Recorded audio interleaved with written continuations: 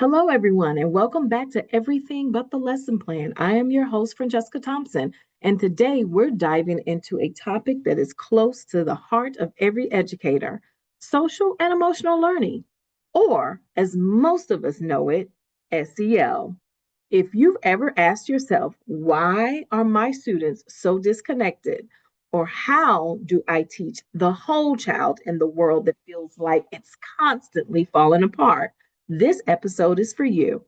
I am joined by the powerhouse in education, Winona Jones-Archie, an advocate, educator, and SEL strategist who is helping schools shift from reactive discipline to proactive compassion. Hello, Miss Archie. How are you today? I am well, Miss Thompson. It's such a pleasure to be here with you this evening. Yeah, I'm excited about our topic today. But before we start, tell us how you got into SEL. I have been in education for over 30 years, and I've had the opportunity to work in various capacities. But in my role as an educator, one of the things that I guess it was a driver for me in getting into SEL is that I believe that relationships are the heartbeat of everything we do, and they're not just important, they're transformational. And behind every success story is a connection, someone who listens, someone who courage, or someone who believed. So building relationships creates the trust and psychological safety that students need for learning, and then having the opportunity to kind of bridge that work into my career as a teacher, as an instructional leader, as an assistant principal. I then segued into the position as the coordinator for social emotional learning for Gwinnett County, which is the largest school district in the state of Georgia. Wow, so you have an extensive background in this topic. So we're going to learn a little today from this. Okay, So excited. let's start with the basics. How would you define SEL and what do people often misunderstand about it? Okay, so when I think about the definition of SEL, I think about the definition from CASEL, and that's the framework we used in Gwinnett County. And CASEL is the collaborative for academic social emotional learning. And basically, CASEL kind of defines it as the process through which young people and adults acquire and apply knowledge and skills and Mhm. attitudes to develop healthy identities, manage their emotions, achieve goals, feel empathy, establish relationships, make responsible decisions. And though that definition is built around five core competencies, which we taught with when I was an SEL coordinator, which is self-awareness, self-management, social awareness, relationship skills, and responsible decision making. And so all of those are a part of CASEL's framework.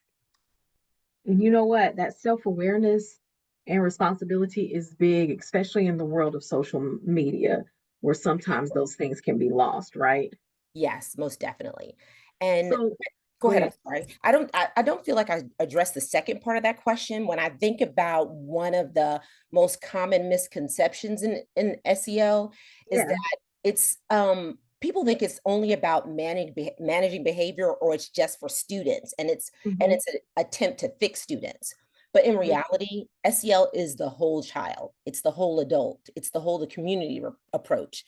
And in my work, I generally focus heavily on adult SEL and leadership development, and also align SEL with equity and school climate, because when adults grow in these areas, students thrive. It's really about the whole community growing together. So it's not Yeah. about just fixing students, it's about the whole community growing together. That is my entire dissertation. Awesome. I love it. About it's really about so I'm taking a part which is mindfulness and mindful activities and things that you can do in the classroom, but it is built around understanding it from a teacher perspective, supporting them in the space. Because, like you said, a lot of people think that it's all of these resources and tools should be centered around students, but the if the teacher is not taken care of, it is going to be hard for that classroom to thrive. So I'm glad that you said that. Awesome. Awesome. Thank you so much. Yeah, so we're living in a time when students are coming to school carrying so much more than their backpack. What's the current state of SEL in schools, especially post pandemic? Okay, so when you ask that question, that's such a powerful line to me. Yeah. When you talk about we're living in a time where students show up carrying so much more than the backpack, I just immediately thought about that in terms of an image that just truly resonated with me. Mm-hmm. And it reflects everything kids are wrestling with, the pandemic era with emotional delays, Yeah. heightened anxiety, social isolation, and of course the mounting pressure to keep pace academically and socially. And so what Yeah. I've seen and what the research confirmed is that um, SEL is the state of SEL is complicated right now. And Mm-hmm. the reason why is because, initially, when we talked about SEL during the pandemic, there was a surge, and Yeah. then all of a sudden there was a pullback. So at the height of the pandemic, SEL was front and center. In fact, it was more than half of the districts reported focusing on it, across the Yeah. nation. Schools ramped up SEL efforts, thanks to, um, of course, because of the mental challenges the students were facing, but also thanks to there was federal COVID relief funding, ESSER. Mm-hmm. That's the reason why I was able to obtain my job as the coordinator for social emotional learning.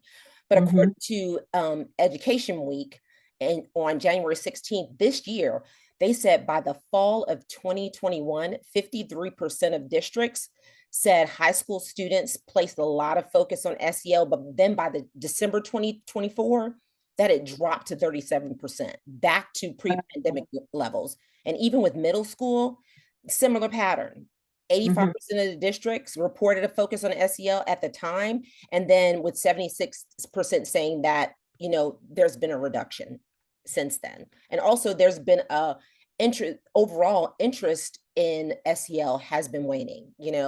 A research study from Tang, Shrivenson, and Zhu said, they were analyzing Google Trends alongside real world data, and from about 115 SEO programs, found that public interest in SEO spiked during the pandemic, but then dropped shortly afterwards. Parents still see the need. They definitely still see the need for social concerns. They said that their children are still being negatively impacted by SEL. So it Mm-hmm. just still remains, and from my Yeah. experience, teachers, describe their classrooms and they say that, they're still struggling. And too Mhm. often, SEL is treated like an add on program when it really has to be woven into the fabric of teaching, relationships, and school culture. So for me, Yeah. the heart of SEL is simple. It's about helping kids know themselves, manage their emotions, connect with others, and make responsible decisions. You know, it's not that it's soft. It's a survival in the world that the kids are growing up in. Yeah. And you're saying that the schools that are currently implementing it is they're having a positive impact still, right? Yes, most definitely, most definitely. They said that students are overall, they're seeing, I guess, the fruits of their labor if they're Yeah. continuing to engage in it overall, and it's Yeah. still ultimately needed. Yeah. And so what do you say to the critics who call it political or unnecessary? At the end of the day, we're talking about kids, not politics. Yeah. Every child walks into a school carrying more than books and pencils. Hmm. Like you mentioned, they carry emotions, they carry challenges, they carry dreams. And Yeah. SEL is about giving them the tools to handle all of that so they can eventually learn. It's not extra, it's essential. We teach Hmm. reading and math because those skills matter in life. Teaching Yeah. kids how to manage emotions, build relationships, and make good decisions matter just as much. That's not political. It's simply about preparing them to thrive as adults. And I think we need to continue to embrace this, have more of this in school. I don't think the number should be decreasing. I feel like, when the pandemic happened and you saw all these schools implementing it, it should have been some type of continuation plan, because it is very important. It's just important to have this in the schools, not only for our students, but for our teachers and, like you said, the community overall. So, what does it meaningful, culturally responsive SEL look like in practice? I just want you to kind of paint that picture for us so that people can understand why it's so necessary. So, when talking about meaningful, cultural, responsible SEL, especially in, high stress, high need schools, it really comes Hmm. into this. Students have to see themselves in learning. SEL can't feel like it's something being done to them. It has to feel like something that honors who they are, where they come from, Yeah. and what they're carrying with them every day. So, for example, I've seen teachers start the day with like community circles where kids can share in their language, possibly, or Hmm. the language that they most feel comfortable with. In our district, we adopted a curriculum that the teachers can convert to from English to Spanish. They could do things like music, drawing, simple shifts says that, to students, says to them that your identity belongs here and your way of expressing your emotions belong here, whether if you're using music or drawing or something like that. And also Hmm. just having them giving them an opportunity to embed it into academics. Yeah. I've seen teachers, like in maybe a high school English teacher, uses a novel to explore decision making and empathy, but then connects it to real life issues like peer pressure and making sure that they have students who reflect the demographic of the classroom. Just dressing, like I said, peer pressure, racial identity, or challenges in their neighborhood, even. And, Hmm. suddenly SEL isn't like a separate add on lesson, it's a lens for making sense of life in the world around them. So, Yeah. in practice, I would say culturally responsive SEL looks like this in classroom where kids feel seen, are valued, where their culture Hmm. is an asset, and where emotional learning is more than coping, it's about thriving, connecting, and leading with their whole selves. Yeah. And I was doing something similar to this when I had my summer camp, and this was before the pandemic. And so Mhm. we didn't have all these tools that we have now, but it was a summer camp. My camp was K through eighth grade. We would call it our morning meeting. I love it. Um, and we would just do some things to kind of be able to share, kind of shake off that morning rush from getting to the camp in the first place, and just having time to kind of socialize and build relationships with the current campers. And it was just such a great tool that I we did it for probably the 10 years that we were in operation. And I love it. so, and like I said, that was before the pandemic. So, and I had always said if I was to teach in elementary or middle school, I would want something like that to start my students' day. I love that. Yeah, It's very beneficial. It's truly beneficial. yeah. So, what advice do you have for an educator who feels burnt out or unsupported, but still wants to make a difference in their students' emotional lives? So, when I think about this, I thought about like my time when, facilitating as the coordinator for social emotional learning. When I hear educators tell me they feel burned out or unsupported, I always say this, SEL is not one more thing on your plate, it is the plate. It's the foundation that holds everything else that we do. That means you don't need to tack on extra task. Instead, just focus on small shifts that might fit into the flow of your day. Something simply like being present at the door. Just I've seen it and I'm pretty sure many people have seen, the viral videos where teachers are standing at the door greeting students with different types of high fives, or something simply as saying, I'm glad you're here, I see you and you matter. Just simple things like that. Also using micro moments when students are transitioning, from one content area to another, or transitioning before the bell rings. Try one more Mhm. check-in. How are you feeling today on a scale of one to three? Or are you a low, medium, or high? It gives you quick insight and shows students you care about them and how they're doing. And it only takes a few moments. You know, Yeah, continuing to highlight students in real time. And one thing that I also do when I talked about teachers is making sure that not only we do this for students, but we also have to prioritize teachers. So yeah, making sure they do things like develop grounding rituals for themselves, maybe like playing their favorite song as they come in the morning for themselves, or taking a mindful sip of coffee or tea before you begin class. Simple routines like this can yeah, recharge you, but it also shows students that you are pausing with intention. And then also simple things like leaning on your community, your colleagues, to maybe swap positive ideas and even just debriefing for the week. Sharing these loads helps teachers from having to carry the load alone. So, but I, Yeah, truly burnout is real. So, but so it is the is. power of human moments. So SEL isn't work. It's how we do the work. And it reminds both Mhm. teachers and students that relationships and well-being are what makes real learning possible. Yeah. And I'm like, I agree with you. I think that there's ways that we can implement it where it's, maybe someone doesn't want to do it in their daily routine, right? But one part I think where we could focus on this for sure, and this is all grade levels, is definitely after testing.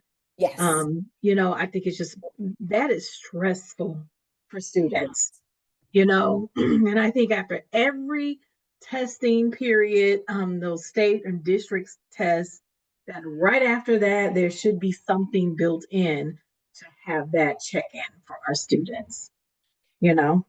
I love that. I mean, because that's one of the things that I would teach because we talk about like different ways to also insert it throughout the day. I love Mhm. that you brought that up. That's another thing that I would recommend to teachers is sometimes Yeah, not even doing it, not including doing it after test, but maybe even doing it before test. yeah, Students can for be able to sure. recenter and refocus, and just they, as you mentioned, they experience a lot of anxiety. So even Hmm. giving them an opportunity to have those mindful moments. Had the opportunity to visit a middle school classroom where sometimes they would just lay on the floor and turn the lights off, and then they would just have like warm and mindful music playing to help them recenter and focus. And the students really live for that each day. And it also helps Yeah. students who had challenging behaviors.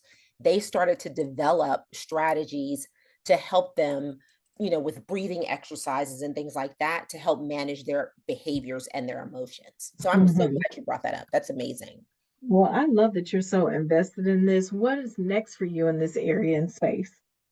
Well, currently I serve as a contractor for an SEL company where I Hmm. travel around to different cities across the nation, and I facilitate professional learning for schools who are adopting their curriculum. And I facilitate and talk about, before we even talk about the curriculum, we set up the how, the why this work is important. The how talks about the curriculum, but before we begin talking about the how, we focus on the why because people need to understand, you know, the reason for implementing this work before they start turning over the curriculum, before they start utilizing the curriculum.